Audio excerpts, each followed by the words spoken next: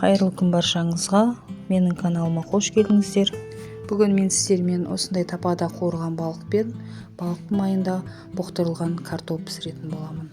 Үнемі осы рецептпен жасаймын, сіздер де жасап көріңіздер, өте дәмді болып шығады. Балықты ұнға ұнатып қуыруға болады және клярда қуыруға болады. Мен бүгін клярда қуыратын боламын. Ол үшін бір жұмыртқа керек, бір жұмыртқаға шым-шым тұз қосып, жақсылап араластырамыз.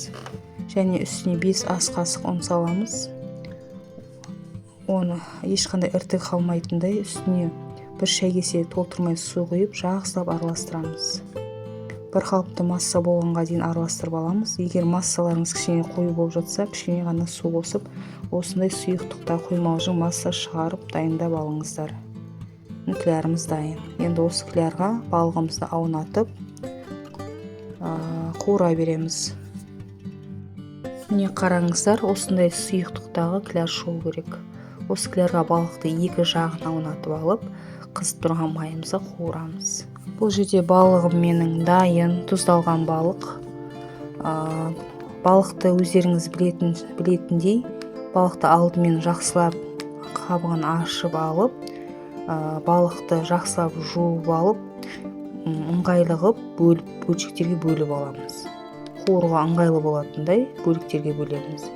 Бөлшекте бөліп алғаннан кейін дәміне қарай балыққа көз мөлшерімен өздеріңіз тұз қосасыздар. Тұз қосып, балық шетіне тұз сіңетіндей араластырып, жарты сағатқа тұз, қара бұрыш сеуіп, жарты сағатқа немесе 1 сағатқа тоңазытқышқа салып қойсаңыздар, тұзы сіңіп өте керемет дәмді болып тұрады. Менің бұл енді балығым дайын, тұздалған балық.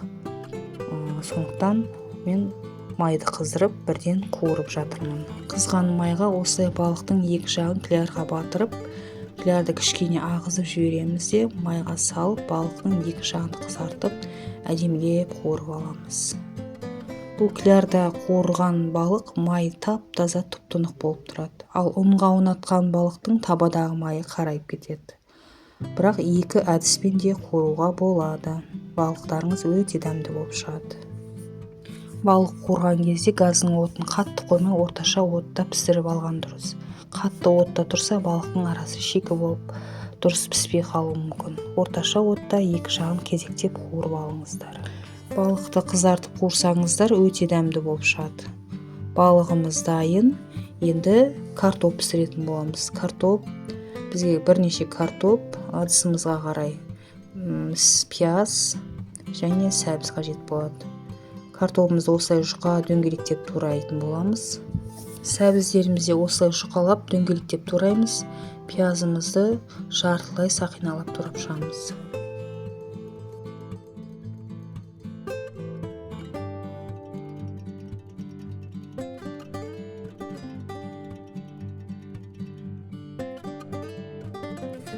Енді балығымызды қуырып болғаннан кейін енді балықтың майына пиязымызды бірінші саламыз.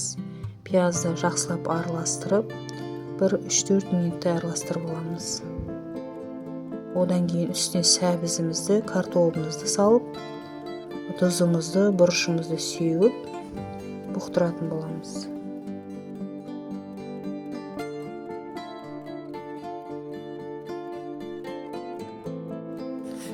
Он минуттай бұқтырамыз.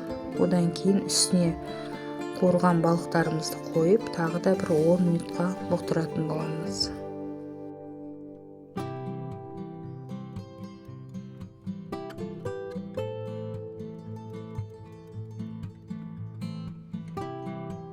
Балығымыз да, бұқтырылған картопымыз да өте дәмді болып шықты.